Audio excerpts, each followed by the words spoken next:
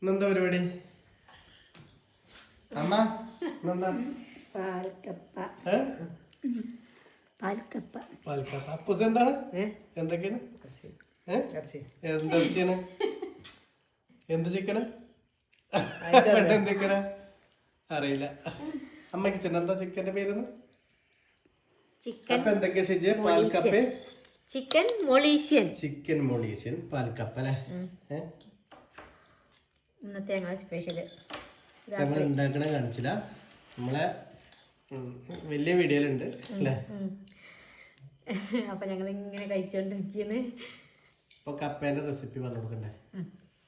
അപ്പം കപ്പ വേവിച്ച് ഉടച്ചിട്ട് അതിക്ക് ചെറിയുള്ളിയും ഒരു വെളുത്തുള്ളിയും പിന്നെ പച്ചമുളകും കൂടി ചതച്ച് ചേർത്തു.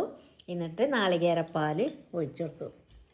എന്നിട്ട് ചെറുള്ളിയും ഉണക്കമുളകും കറിവേപ്പിലയും കൂടി താളിച്ചൊഴിച്ചു. അത്ര ഉള്ളൂ പാൽക്കപ്പ.